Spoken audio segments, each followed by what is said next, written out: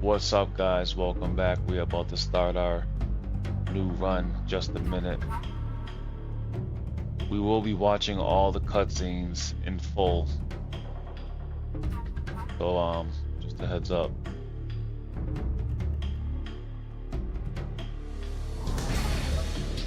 All right.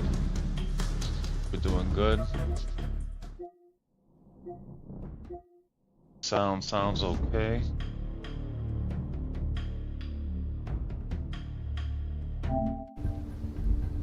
All right. All right, guys. We know a little bit more, so we should be good. Up until that warehouse part, where we got that dude's disguise. Here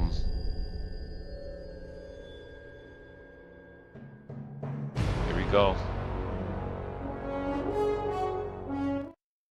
No, we gotta start the game first. Alright.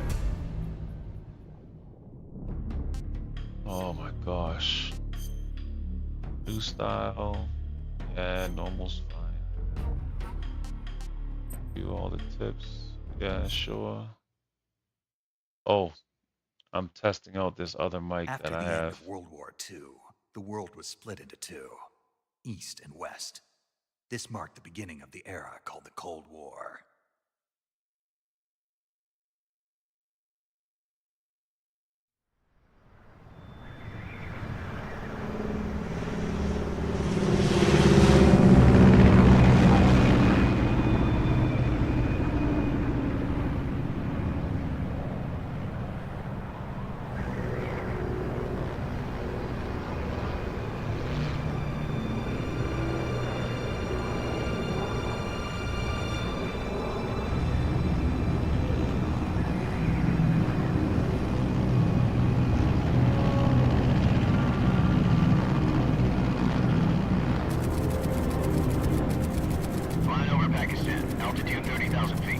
Approaching Soviet airspace. 20 minutes to drop off. Commencing internal depressurization. Equipment check. Arm main parachute. All right. You ready to go? Drop zone still showing a high pressure mass. Cav okay. Good. We've got high visibility.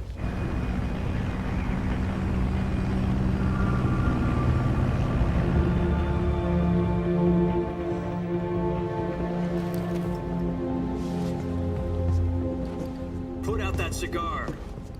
Connecting oxygen hose to interior connector. Put on your mask.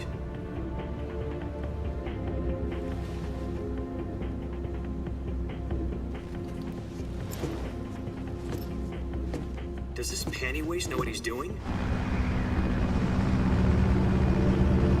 Approaching release point. 10 minutes to drop off. Hey, are you deaf?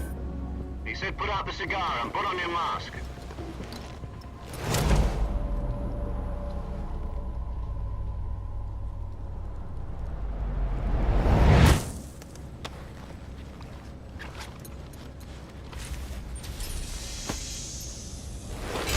Depressurization complete. Checking oxygen supply. 6 minutes to drop off. Opening rear hatch.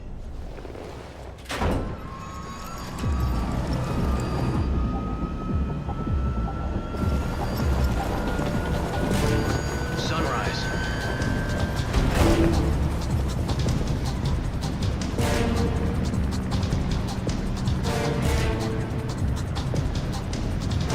External temperature minus 46 degrees Celsius. 2 minutes to drop off. Stand up. You'll be falling at 130 miles per hour. Try not to get frostbite from the wind chill. 1 minute to drop off. Move to the rear. Activate the air bottle. This is one for the history books. The world's first halo jump. 10 seconds to drop off. Stand by. Status okay. All green. Prepare for drop off. Countdown. 5, 4, 3, 2, 1. Spread your wings And fly. God be with you.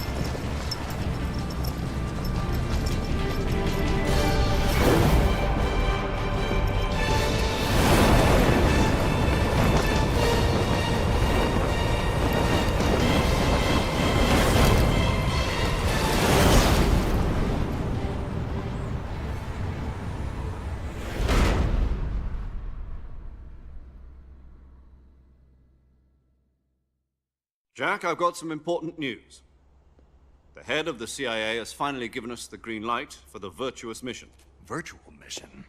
No, the virtuous mission. The future of our Fox unit depends on it. If it succeeds, we'll be officially organized into a unit. Virtuous mission? Sounds like some kind of initiation ritual. You know, don't get cocky. This isn't a training op. Right. So what exactly is this wonderful mission? Well, about 2 years ago, a certain Soviet scientist requested asylum in the West through one of our moles. His name is Nikolai Stepanovich Sokolov. He's head of the OKB-754 Design Bureau, one of the Soviets' top-secret weapon research facilities, and the East's foremost expert on weapons development. Sokolov? Isn't he that famous rocket scientist? The very same. On April the 12th, 1961, the Soviets achieved the first manned spaceflight in history. The Earth was blue, but there was no God. Well spoken. The rocket that carried Yuri Gagarin into orbit was the A-1, known as the Vostok rocket. Sokolov is said to be the man most responsible for the multi-engine cluster used in that rocket. After Gagarin's flight, Sokolov left rocket development to become the head of the newly established Design Bureau. From a lowly technician to head of a design bureau, that's quite a success story, so why do you want to defect? It seems he'd become afraid of his own creations. Afraid? Call it a crisis of conscience. And for that, he left his country and his family behind and went over the fence? Not exactly. One of his conditions was that his family was also to be taken safely to the West. We used a mole to get the family out first, and succeeded in sneaking Sokolov over the Berlin Wall shortly afterwards. I was the one who conducted the operation. The security on the eastern side was still full of holes back then. Then what? We got Sokolov over in one piece, but the whole ordeal had left him exhausted, and we checked him into a hospital in West Berlin. It took him 2 weeks and more than 600 miles to get from the research facility in the Soviet Union to Berlin. He was in no condition to say anything coherent. And it was only a week later that we had something much bigger on our hands. The Cuban Missile Crisis. October the 16th, 1962, President Kennedy received word that the Soviets were in the process of deploying intermediate-range ballistic missiles in Cuba. The President demanded that the Soviets dismantle and remove the missiles. At the same time, he announced a naval blockade to prevent further missile shipments from reaching Cuba. But the Soviets didn't back down, instead placing their armed forces on secondary alert. Soviet transport ships carrying missiles continued on course towards Cuba. US and Soviet forces went on alert for an all-out nuclear war. Frantic negotiations were conducted through the UN's Emergency Security Council and unofficial channels to end the hair-trigger standoff. Finally, on October the 28th, the Soviet Union agreed to remove its missiles from Cuba, and so the world avoided a nuclear holocaust. But in order to get the Soviets to pull their missiles out, we had to make a deal. You mean the one where the US agreed to remove its IRBMs from Turkey? No. The Jupiter IRBMs deployed in Turkey were obsolete, and we were going to get rid of them anyway. They had no strategic value whatsoever to either the US or the Russians. The Turkey deal was a ruse, a cover story that was fed to the other intelligence agencies around the world. So what did the Russians really want? Sokolov. They wanted us to return Sokolov. You mean the Soviets pulled out of Cuba just to get their hands on Sokolov? That's right. What the hell was he working on? At the time, we had no idea. We were running out of time. It was either give up Sokolov or risk full-scale nuclear war. In the end, we had no choice. President Kennedy gave in to Khrushchev's demand. The next day, I got Sokolov out of the hospital, handing him over to agents on the eastern side. Sokolov kept on screaming, "Save me," until he disappeared from my sight. Then, a month ago, we received some new information from one of our moles. About Sokolov? Yes. He was taken back to the research facility and forced to continue working on the weapon in question. These rockets? No, missiles. Same technology. I guess you're right. We don't know the details, but it appears to be a new kind of nuclear device. For half a year now, the Soviets have been conducting frequent nuclear tests at Semipalatinsk. Something to do with the weapon, I assume. We're talking about a secret weapon so big that Khrushchev was ready to pull out of Cuba to get it back. Is Sokolov still in the facility? No, according to our intelligence, he's in Selino-Yarsk, a place in the mountains about 3 miles to the west that's known as the Virgin Cliffs. The Virgin Cliffs. Nice name for a virtuous mission. They moved him there just recently. Why?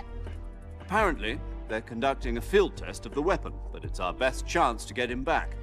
This mission would never have been possible if he was still in the research facility. This is our last chance. Sokolov must have known that too when he contacted us.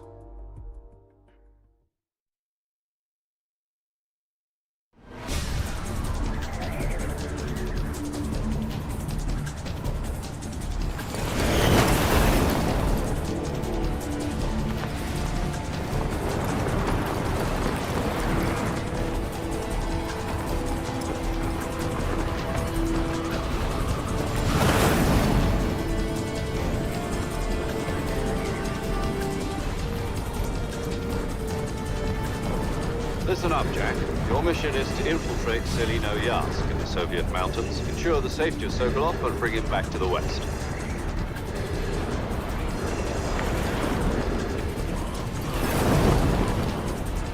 If we don't get Sokolov back before that weapon is complete, we'll be facing a major crisis.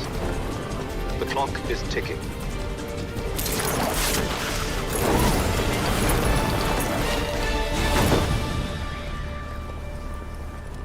Once we've confirmed the rescue of Sokolov, stand by at the recovery point. The shock will be less than during a parachute jump, and the arm can handle up to 500 pounds. So you're planning on going over the border in a single combat Talon? She's equipped with 2 6-barrel 20mm Vulcan cannons, as well as 2 40mm machine guns. Sounds like she could hold her own against a battalion of tanks. Even with the fuel in the reserve tank, we're facing a 4-hour time limit. If all goes well, it shouldn't take more than a few hours. Home in time for dinner. But if anything goes wrong, you'll be eating dinner, breakfast, and all the rest of your meals in the jungle.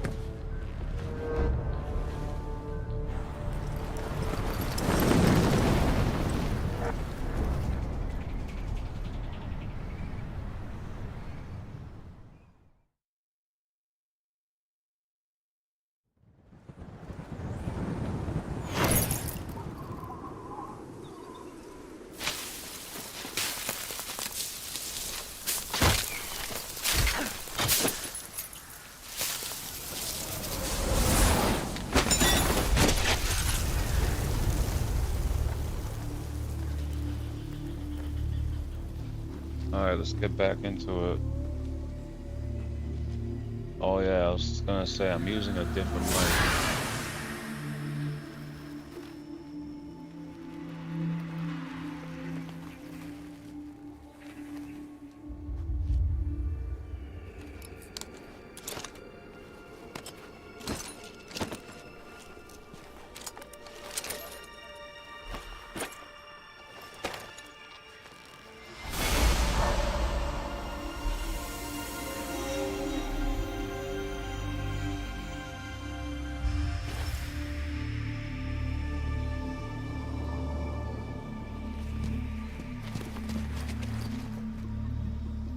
That's the man right there.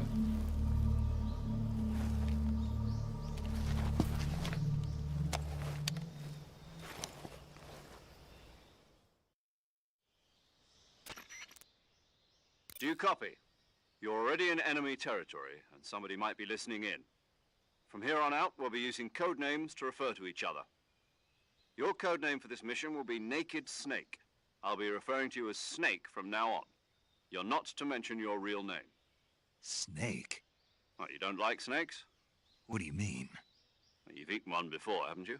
In survival training. I'm glad to hear that.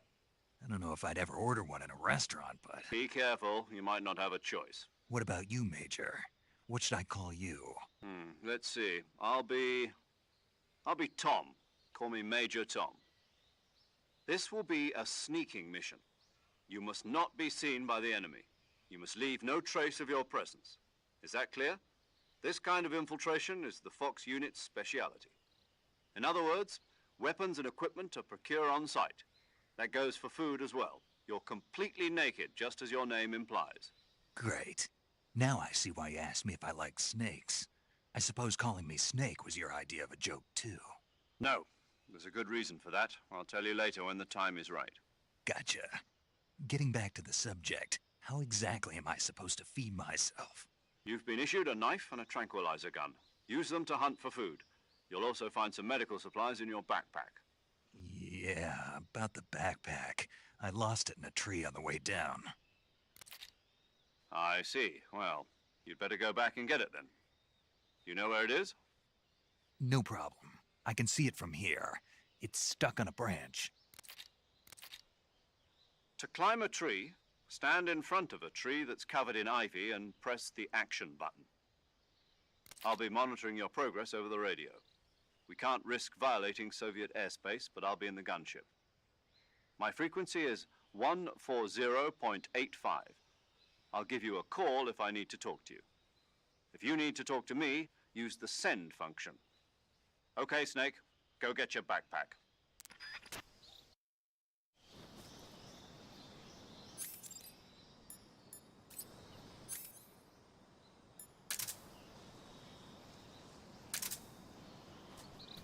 Wow, the sound's already delayed a little bit. Alright. Oh, nothing over here. How am I missing, yo? Grab this guy. You can grab mushrooms. Took us a while to learn that. Go through here. There's our backpack right there.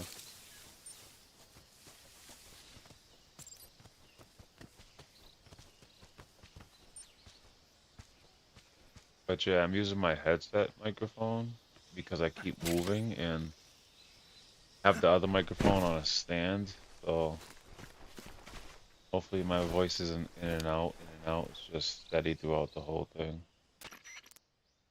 I see you've retrieved your backpack, Snake. To equip a weapon, it's necessary to take it out of your backpack. In the survival viewer, choose Weapon from the backpack. Your available weapons will be displayed in a list on the screen.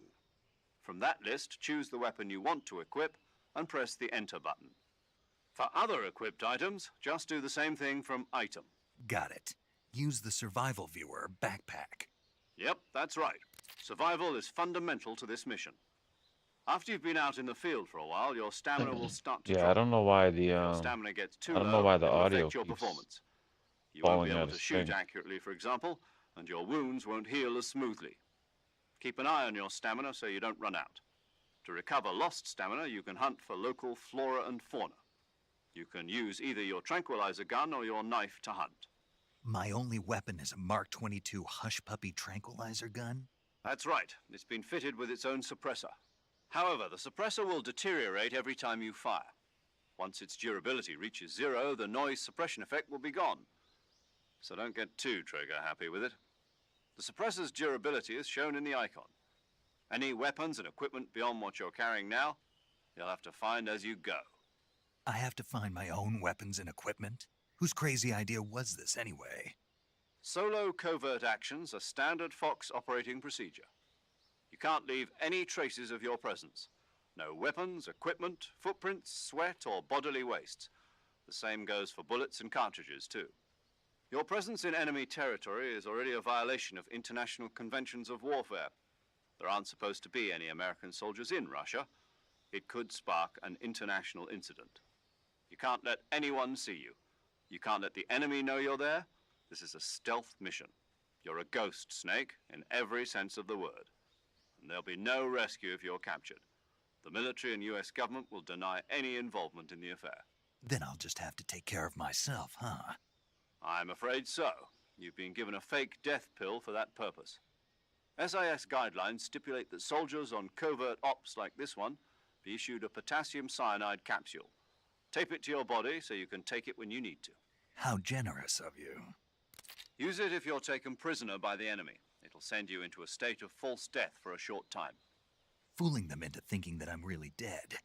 So, how do I come back to life? Just take the revival pill. You mean that thing they put in my tooth before the mission? That's the one. But be careful. If you remain in a state of false death for too long, nothing will be able to bring you back. Remember that. I'll keep it in mind. You said this was a solo mission, right? Right. I guess that means I can't count on any reinforcements. Correct. The mission rests entirely in your hands. A real one-man army. Relax. There's a support team ready to back you up over the radio. Who? I'll introduce them to you. This time, survival is of utmost importance. The first member of the support team will be in charge of monitoring your physical condition, acting as a medic, so to speak, as well as recording your mission data. She's a member of Fox as well, and she's here on the gunship with me. She? Hello, Snake. I'm paramedic. Nice to meet you. Paramedic. As in a medic who comes in by parachute. Aren't you going to tell me your real name? Are you going to tell me yours, Mr. Snake? My name, huh? It's John Doe. And they call you Jack for short. You're a regular Captain Nemo. A name means nothing on the battlefield. After a week, no one has a name. What's your name? Jane Doe. Very funny. I wasn't joking, but I'll tell you my name only if you manage to make it back alive.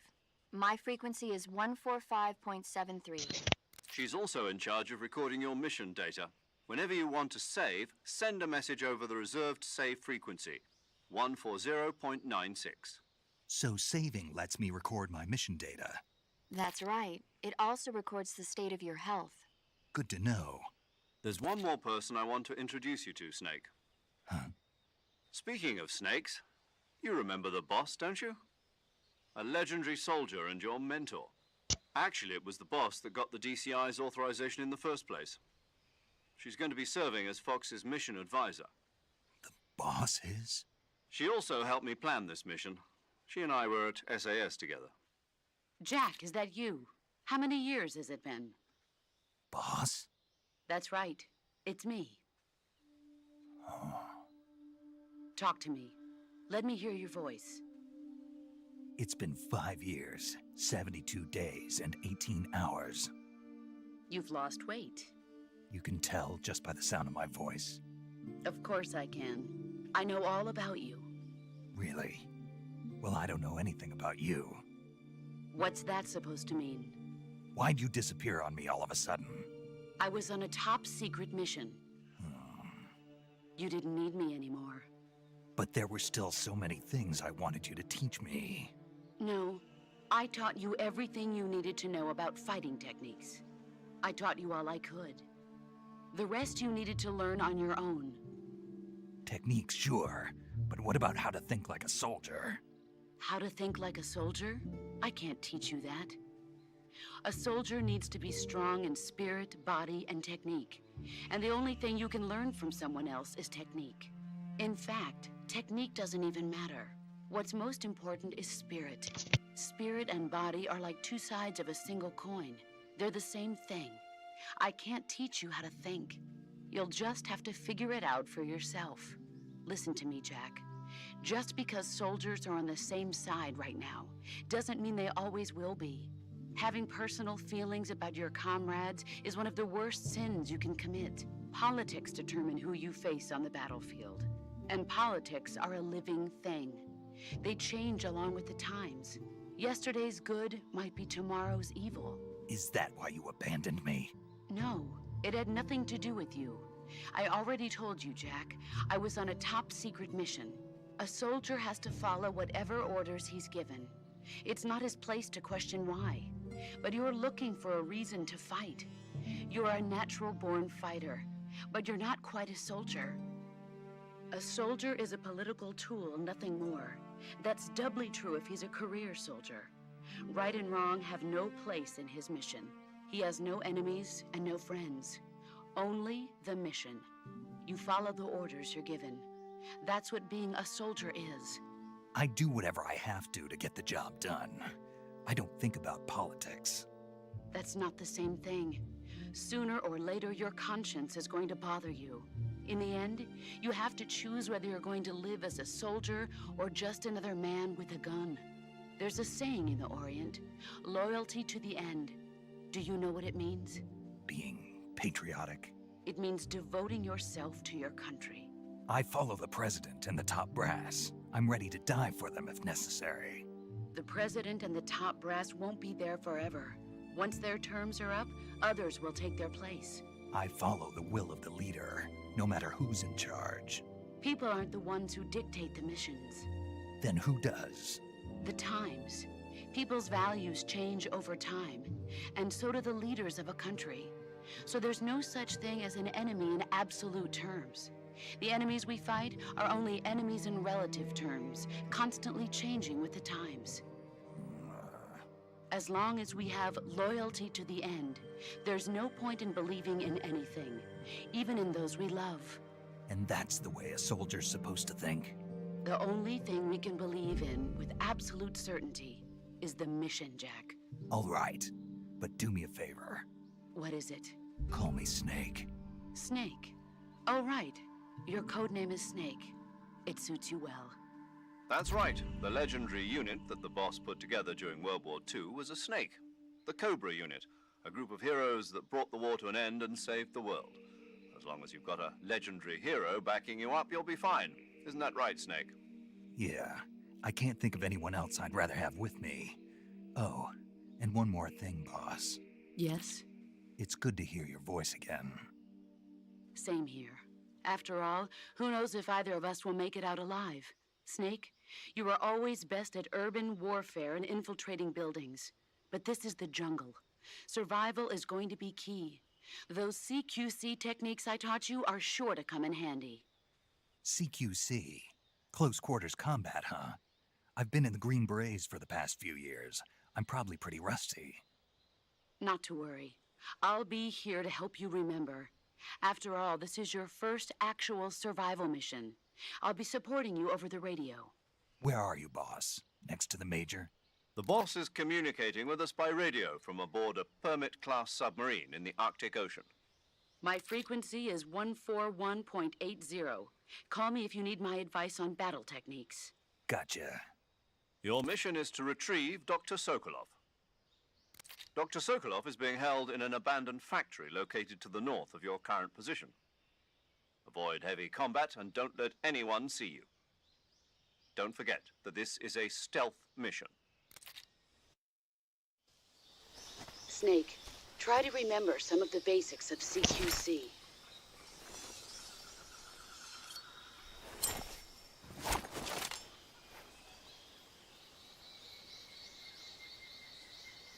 Yeah, so I'm gonna restart this Commencing virtuous mission now. this stream because the sync and the audio fell off. So, all right, and I'll probably try to number these. This is gonna be part 1. Just look, see how late that is.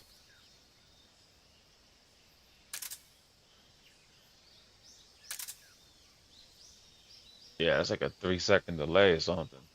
All right, so I'm gonna end this.